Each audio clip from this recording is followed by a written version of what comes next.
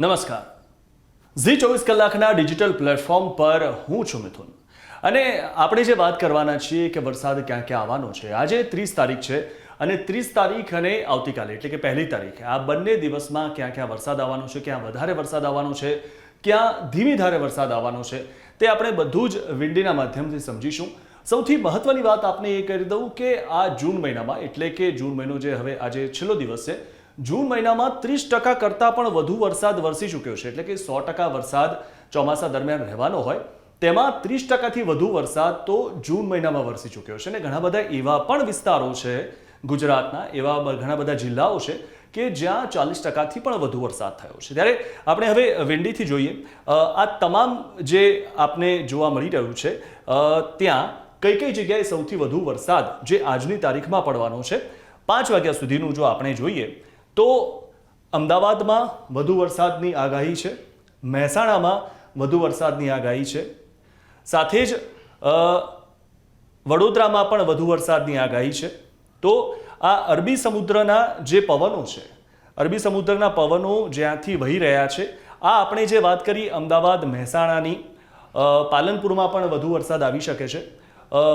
અને ખાસ કરીને આ જે આપણે વાત કરી ત્યાં તમામ જગ્યાએ વડોદરામાં પણ વધુ વરસાદ છે. આ તમામ જગ્યાએ વધારે વરસાદની શક્યતા છે. સાથે જ બીજા પણ ઘણા જે એરિયા છે એટલે કે બીજા ઘણા બધા જે શહેરો છે ત્યાં વરસાદ તો છે પણ ધીમી ધારે પડે અથવા તો થોડોક વરસાદ પડે અથવા ઓછો અંશમાં પડે તેવું જે છે તેમાં નલિયા, ખાવડા, ગાંધીધામમાં, ત્યારબાદ થાનમાં, જામનગરમાં, દ્વારકા, જુનાગઢ, ઉના, ભાવનગર, સુરત, વલસાડ આ તમામ જગ્યાએ ધીમી ધારે વરસાદ થશે. દાહોદમાં વાત કરીએ તો દાહોદમાં પણ વધુ વરસાદની શક્યતા રહેલી છે. પાલનપુરમાં પણ વધુ વરસાદ પડી શકે છે. અને સૌથી મહત્વની વાત એ છે કે આગળ જતા એટલે કે જુલાઈમાં બીજી પણ એક સિસ્ટમ સક્રિય થવાની છે જેના કારણે આગળ પણ વધુ વરસાદ રહેવાનો છે. આપણે જે આ વાત કરી આ આજની એટલે કે 30મી તારીખની 30 જૂનની વાત કરી. હવે જો આપણે આગળ જોઈએ તો 1લી તારીખે એટલે કે આવતીકાલની જો આપણે વાત કરીએ કે આ જ સમય આ દિવસભરમાં તો ભાવનગરમાં આવતીકાલે વધુ વરસાદ છે. સાથે જ વડોદરામાં પણ આવતીકાલે વધુ અથવા તો અતિ ભારે વરસાદની પણ આગાહી કરવામાં આવી છે. સાથે જ જે રીતે આજે જે વરસાદ આપણે જોયો કે અમદાવાદમાં વધુ વરસાદની આગાહી કરવામાં આવી છે, ત્યારે આવતીકાલે વધુ વરસાદ નથી પરંતુ છૂટો છવાયો વરસાદ થઈ શકે છે. તો આવતીકાલે કઈ કઈ જગ્યાએ છૂટો છવાયો વરસાદ થઈ શકે તેની જો વાત કરીએ તો દ્વારકા, નલિયા, ખાવડા, ગાંધીધામ, થાન, જામનગર, જુનાગઢ, ઉના, મહેસાણા, અમદાવાદ, પાલનપુર, દાહોદ આ તમામ જગ્યાએ છૂટો છવાયો વરસાદ થઈ શકે છે. સુરતમાં પણ, વલસાડમાં પણ છૂટો છવાયો વરસાદ થઈ શકે છે. ત્યારે વડોદરામાં અને ભાવનગરમાં આવતીકાલે વડોદરા અને ભાવનગરમાં વધુ વરસાદની આગાહી કરવામાં આવી છે. આપણે આજે વિંડીના માધ્યમથી આપણે જોઈ રહ્યા છીએ અને આ જે છે તે આગાહી છે. અને જે પ્રકારે પવનો આ જે વરસાદી જે પવનો છે તે પ્રકારે આ આગાહી થતી હોય છે કે કઈ જગ્યાએ વધુ વરસાદ થશે, કઈ જગ્યાએ છૂટો છવાયો વરસાદ થશે.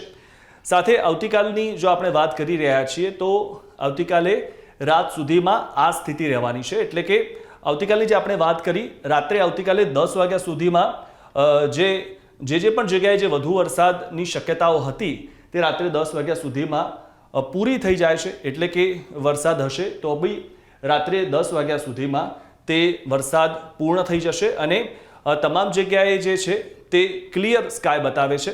ઘણી બધી જગ્યાએ જે છે તે છૂટો છવાયો વરસાદ થશે. તેમાં અમદાવાદ, મહેસાણા, થાન, જામનગર, દ્વારકા, જુનાગઢ, ઉના, ભાવનગર, સુરત, વલસાડ, વડોદરા આ તમામ જગ્યાએ છૂટો છવાયો, ગાંધીધામ, નલિયા આ તમામ જગ્યાએ આવતીકાલે રાત સુધીમાં છૂટો છવાયો વરસાદ થઈ શકે છે.